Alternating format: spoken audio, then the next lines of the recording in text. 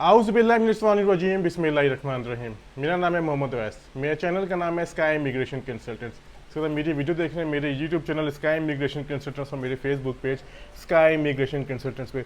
जो आज की वीडियो मैं किसी क्लाइंट पे लेके नहीं आया, किसी कंट्री पे लेके नहीं आया, जो वीडियो मैं अपने पे लेकर आया हूँ कि मेरा जो वीज़ा ग्रांट हुआ है यूके का, मैंने 4 तारीख को अपनी बायोमेट्रिक दी थी जिसकी मुझे कंफर्मेशन की ईमेल आ गई है। तो मैं आपको इस बताने की ये कोशिश करूँगा इस वीडियो में कि मेरा वीज़ा लो बैंक स्टेटमेंट, यानी लो बैंक स्टेटमेंट मतलब मेरी ये जो एक स्टेटमेंट रिक्वायर्ड होती है उससे भी निचली सतह के मुताबिक मेरा वीज़ा किस तरह ग्रांट हुआ, ताकि आप लोगों को समझ आ सके, जो लोग वीज़ा अप्लाई करना चाह रहे हैं उन लोगों को पता हो।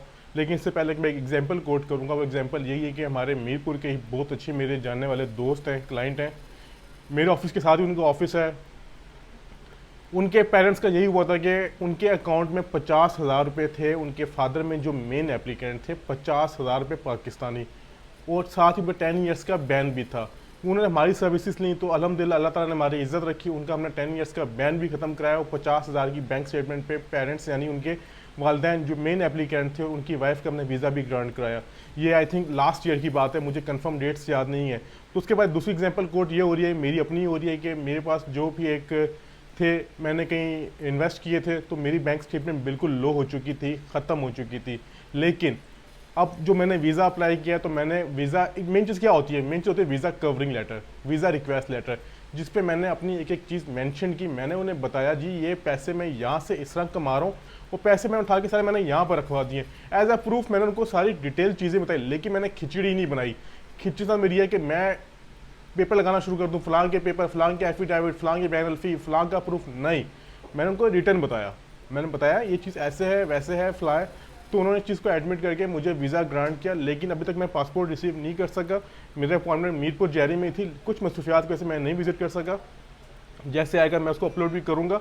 अब कहने का मतलब क्या है, कहने का मतलब ये कि जो लोग अपना वीज़ा अप्लाई, मेरी अच्छा अब काफ़ी लोगों के सवाल यह आ रहे होंगे कि स्टेटमेंट कितनी थी आपकी, क्या था।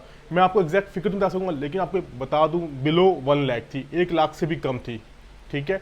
अब दूसरी बात आती है कि मेरा स्पॉन्सर था या होटल बुकिंग थी। देखें मेरे फैमिली मेम्बर्स भी यूके में हैं, मैंने उनको शो किया, लेकिन मैंने स्पॉन्सर कोई शो नहीं किया। मैंने अपनी होटल बुकिंग ही शो की, जिसके ब्याह पे मुझे वीज़ा मिला। और एक दूसरी बात जो बहुत अहम है, अब बात ये आती है जी कि अगस्त के जुलाई का महीना है, आप अपनी अपॉइंटमेंट, आपका वीज़ा ग्रांट हो गया तो आप किस तरह ट्रैवल करेंगे। तो मैंने अपना प्लान दिया अक्टूबर का। मैंने कहा अभी मेरा अकाउंट खाली है, लेकिन मुझे उम्मीद है कि 2-3 महीने बाद मेरे अकाउंट में टिकट के पैसे या थोड़े बहुत पैसे मैं जमा कर लूँगा, तो मैं उसके ब्याह पे अप्लाई विजिट करूँगा। तो उन्होंने एक ये भी मेरा हुआ, अगर मैं ये कहता जी कि मैंने अगस्त में ट्रैवल करना है या जुलाई के एंड पर अप्लाई विजिट करना है, तो शायद मेरा रिफ्यूज़ल आ सकता था। क्यों?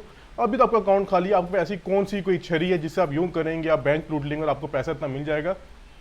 तो ये चीज़ सारी सर्कमस्टेंस के मुताबिक करनी। मेन चीज़ क्या थी, सर्कमस्टेंस। अब मैंने उनको सर्कमस्टेंस किस तरह से मेन पॉइंट पे आते हैं। उनको मैंने समझाया कि ये मेरी बैंक स्टेटमेंट्स हैं, आप इसको रिव्यू करें। ये पैसे, क्योंकि जो स्काई इमिग्रेशन कंसल्टेंट्स का जो एक 80 to 90% क्लाइंट है वो ऑनलाइन है, चाहे वो इंटरनेशनल क्लाइंट है चाहे वो नेशनल क्लाइंट है। वो ऑफिस विजिट नहीं करता, वो हमारे साथ ट्रस्ट पे चलता है, हमें पैसे ट्रांसफ़र करता है, हम लोग उसको उसके ट्रस्ट का ख्याल करते हैं। उसको जो डॉक्यूमेंटेशन उसकी होती है, फाइल होती है, अपील्स होती हैं, जो भी इसका रेलिवेंट काम होता है, हम उसको थ्रू व्हाट्सएप और थ्रू ईमेल उसको फॉरवर्ड कर देते हैं। ठीक है। पैसे डायरेक्टली अकाउंट में आ गए। अब पैसे अकाउंट में आए तो वीज़ा ऑफिस देखे जी पैसे तो अकाउंट में आ रहे हैं और साथ विड्रा भी हो रहे हैं। अब जो मैंने तो रहे, जब उनको बताया, मैंने कहा विड्रा इस जगह हुए हैं सारा कुछ, तो उन्होंने उस बात को एडमिट किया। अब उनको इस बात का यकीन है कि जो पैसे इन्होंने पहले कमा के इन्वेस्ट किए तो ऑब्वियसली बंदा दोबारा कमा सकता है।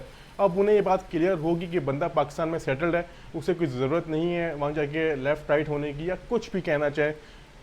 सारा कुछ उन्हें बात को समझ के उन्होंने वीज़ा ग्रांट किया। शायद मैं आपको इसके बारे में मज़ीद डिटेल ना शेयर कर सकूँ, क्योंकि कुछ चीज़ें कॉन्फिडेंशियल होती हैं, कुछ चीज़ें पर्सनल होती हैं और कुछ चीज़ें मैं आपसे शेयर नहीं कर पाऊँगा।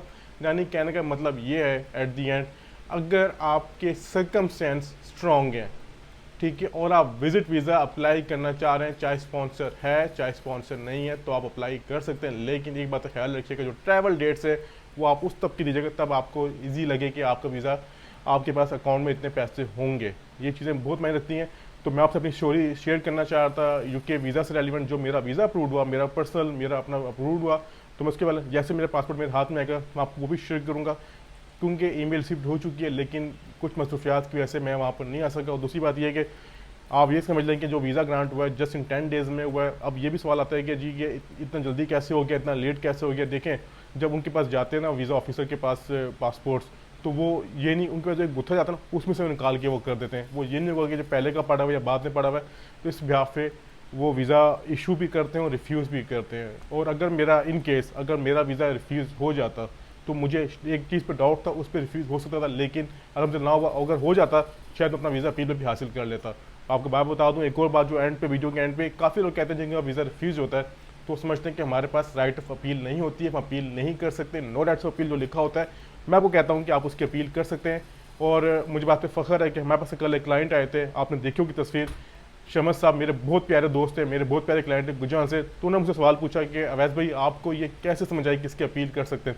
मैंने कहा जहाँ से मैंने काम सीखा मेरे उस्ताद ने सिखाया था, क्योंकि मैं एकदम यहाँ के नहीं बैठ गया, मैं भी निचली सतह से ही आहिस्ता आहिस्ता ऊपर आ रहा हूँ। तो आप लोगों की मुझे मज़ीद सपोर्ट चाहिए, आप लोगों की मज़ीद फेवर चाहिए। हम लोग कोशिश करते हैं कि आप लोगों के साथ बेहतर से बेहतर आपको सर्विस प्रोवाइड कर सके, अपनी फीस मुनासिब रखें। और एक बात, दूसरी बात जो बड़ी अहम ये है कि स्काई इमिग्रेशन कंसल्टेंट्स किसी किस्म का डन बेस पे कोई काम नहीं करता, एक चीज़, और हमारे पास कोई वीज़े नहीं होते।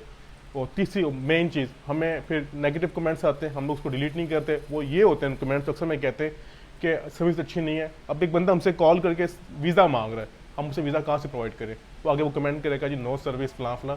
ये इट्स अप टू यू, आपका राइट है, लेकिन हम लोग कोई लीगल काम नहीं करते। अपना ख्याल रखिएगा। आपसे मैं कहता हूँ कि बहुत जल्द नई इन्फॉर्मेशन के साथ बहुत शुक्रिया। खुदा हाफिज़।